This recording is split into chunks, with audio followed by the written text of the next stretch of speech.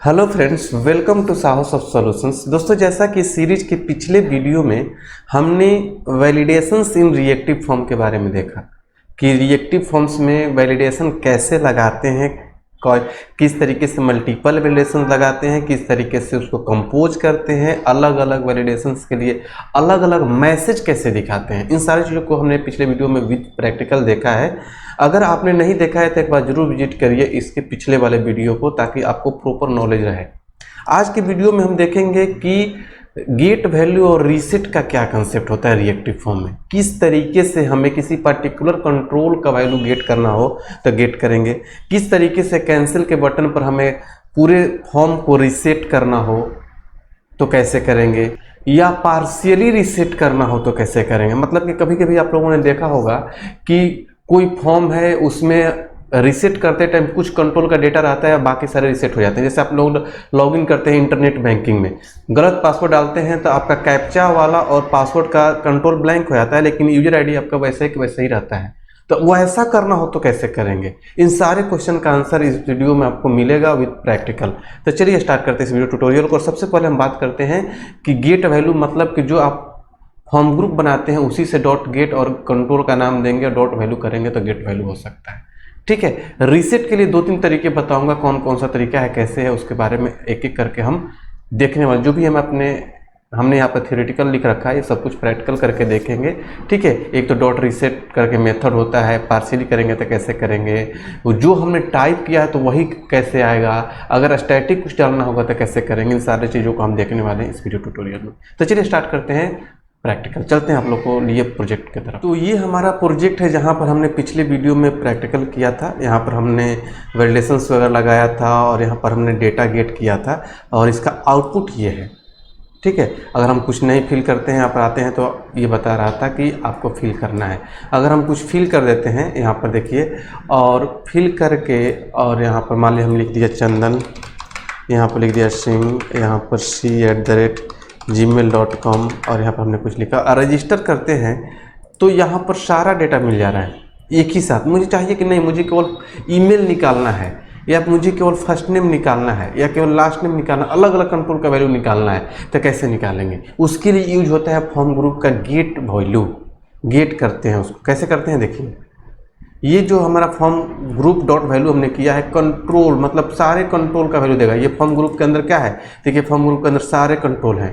अब particular control का value निकालना है तो कुछ इस तरीके से करेंगे, लिखेंगे कंसोल डॉट लॉग और इसके अंदर हम लिख सकते हैं reg फॉर्म डॉट गेट और जिस कंट्रोल का वैल्यू निकालना है, जैसे मान लीजिए हमने एफ नेम का निकालना है और यहाँ पर डॉट वैल्यू कर देंगे तो इसका वैल्यू निकल के चला आएगा। या फिर कंसोल डॉट लॉग और यहाँ पर लिखेंगे reg फॉर्म डॉट गेट और यहाँ पर हमने मान लीजिए कि हमने ईमेल का वैल्यू निकालना है।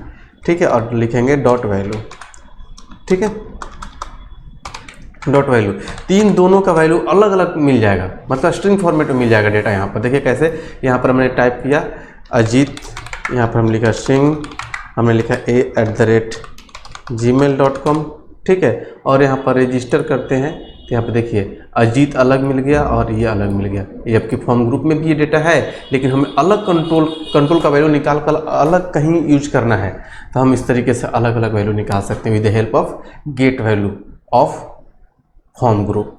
ये होता है गेट वैल्यू का कंसेप्ट, बहुत काम आने वाला है। किसी प्रोजेक्ट में आप लोग काम करेंगे तो वहाँ पर अलग अलग कंट्रोल का वैल्यू निकाल कर किसी फंक्शन में कहीं भी यूज करना होता है, तो इसी तरीके से करेंगे। अगला कंसेप्ट है कि मुझे मान लीजिए कि यहाँ पर कैंसिल का बटन है और सारे कंट्रोल को रीसेट कर देना है हमें कैंसिल के बटन पर क्लिक करके। तो कौन कौन सा तरीका हो सकता है उसको रीसेट करने का, कैसे कैसे कर सकते हैं, इसके लिए समझिए। देखिए यहाँ पर चलते हैं कोड में और यहाँ पर सपोज करिए कि हमारे पास एक बटन है, बटन कैंसिल। ठीक है, और यहाँ पर हमने इसका टाइप एक होता है, टाइप रीसेट। केवल इतना भी लिख दीजिएगा तो सारे कंट्रोल को रीसेट कर देगा, पार्शियली नहीं करेगा, सारे कंट्रोल को रीसेट कर देगा।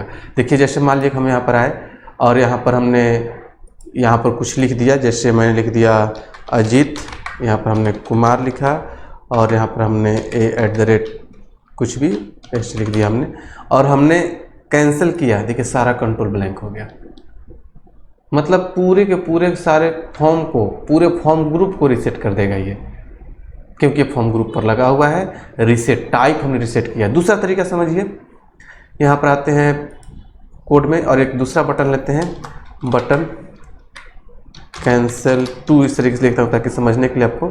और यहाँ पर हम एक मेथड फायर करेंगे क्लिक इवेंट पर। क्लिक इवेंट लिया हमने और हमने लिखा रीसेट, कोई मेथड बना लीजिए और इसको हम डिफाइन करेंगे टाइपस्क्रिप्ट में, टीएस फाइल में। यहाँ पर आएंगे और टाइपस्क्रिप्ट में आकर यहाँ पर डिफाइन कर लेंगे और लिखेंगे क्या, आरईजी फॉर्म रीसेट।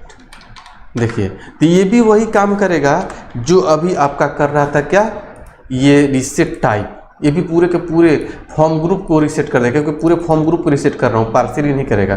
ठीक है, जैसे देखिए चलते हैं ब्राउजर पर और यहाँ पर हम कुछ भी लिखते हैं, इस तरीके से कुछ भी लिखते हैं और यहाँ पर कुछ भी इस तरीके से लिखते हैं और कैंसिल टू भी करेंगे तो सारे को ब्लैंक कर दिया। दो तरीका आपने समझा। अब मैं चाहता हूँ कि नहीं रीसेट हो, लेकिन मेरा जो हम फर्स्ट नेम टाइप किया वो रीसेट ना हो। जैसे मैंने बताया कि इंटरनेट बैंकिंग में लॉगिन करते हैं तो पासवर्ड गलत होने से पासवर्ड और कैप्चा का टेक्स्ट बॉक्स तो ब्लैंक हो जाता है, लेकिन यूजर आईडी हमारा वैसा ही रहता है। वो ऐसा करना हो तो हम कैसे करेंगे, मतलब पार्शियली रीसेट कैसे करेंगे। पार्शियली रीसेट करने के लिए हम आएंगे यहाँ पर कोड में, इसको हम कमेंट कर देते हैं। ठीक है, और यहाँ पर लिखते हैं आरईजी फॉर्म डॉट रीसेट। ठीक है, और रीसेट के अंदर कर्ली ब्रैकेट ले लेंगे। ठीक है, जिसको मैं चाहता हूं कि नहीं वो फिल किया हुआ रहे तो यहीं पर डेटा उसमें फिल कर देंगे। अगर स्टैटिक फिल करना है, लेकिन स्टैटिक फिल करना नहीं होता है। जैसे मान लीजिए कि मैं लिखता हूं एफनेम में हमने डाल दिया चंदन। ठीक है, हम कुछ और भी फिल करेंगे। ठीक है, तो एफनेम में चंदन, बाकी सारे ब्लैंक हो जाएगा लेकिन एफनेम में चंदन रह जाएगा। ठीक है, कैसे देखिए, यहाँ पर मैंने लिख दिया अजीत, यहाँ पर हमने सिंह, यहाँ पर हमने लिख दिया a@gmail.com। ठीक है, और कैंसिल टू पर क्लिक करेंगे, देखिए चंदन हो गया, जो कि गलत है। हमने अजीत फिल किया था, अजीत रहना चाहिए था, स्टैटिक हमने फिल कर दिया। अगर स्टैटिक करना है तो आप कर सकते हैं इस तरीके से, और नहीं तो डायनेमिक, मतलब जो आपने टाइप किया था, यूजर ने जो टाइप किया था वही रहना चाहिए। तो आप उसके लिए क्या करेंगे, यहाँ पर देखिए, अब यहाँ पर हम ये गेट वैल्यू लगा देंगे, ये वाला। ठीक है, एफनेम का गेट वैल्यू हम लिख देंगे क्या, आरईजी फॉर्म डॉट गेट, और इसके अंदर एफनेम और डॉट वैल्यू। देखिए काम आ गया ना, गेट वैल्यू बहुत काम का चीज़ है। ठीक है, और हमने यहाँ पर लिख दिया गेट वैल्यू। तो अब क्या होगा, जो टाइप करेंगे वही रह जाएगा। आइए यहाँ पर हमने लिख दिया पवन, यहाँ पर लिख दिया हमने कुमार, और यहाँ पर हमने p@gmail.com, और यहाँ पर जैसे ही कैंसिल पर टू पर क्लिक करेंगे पवन का पवन रह गया, लेकिन इस पर क्लिक करेंगे तो सारा ब्लैंक हो जाएगा, और इस पर क्लिक करेंगे तो जो इसमें टाइप किया रहेगा वो रह जाएगा। तो ये होता है पार्शियली रीसेट। तो मतलब गेट वैल्यू हम इस तरीके से गेट करते हैं, और रीसेट दो तीन तरीके मैंने बता दिए जिस तरीके से आप रीसेट कर सकते हैं। छोटा सा कंसेप्ट है लेकिन बहुत ही काम का चीज़ है। ये आगे आने वाले वीडियोज में या फिर आगे आने वाले जो प्रोजेक्ट बनेंगे सभी जगह काम आएगा। जो हमने प्रोजेक्ट भी बनाकर आप लोग को दिखाएंगे, या फिर आप लोग कहीं कंपनी में काम करेंगे तो वहाँ पर हर जगह यह सब काम आने वाला है। तो इस चीज़ को अच्छे से प्रैक्टिस करिएगा। तो आई होप कि आप लोग को समझ में आ गया होगा कि गेट वैल्यू और रीसेट का क्या कंसेप्ट होता है। फिर भी आपके माइंड में कोई भी कन्फ्यूजन होता है हमारे कमेंट बॉक्स में जरूर शेयर करिएगा, हम आपके कमेंट का रिप्लाई करेंगे। तो चलिए मिलते हैं अगले वीडियो में अगले टॉपिक के साथ, तब तक के लिए थैंक यू सो मच।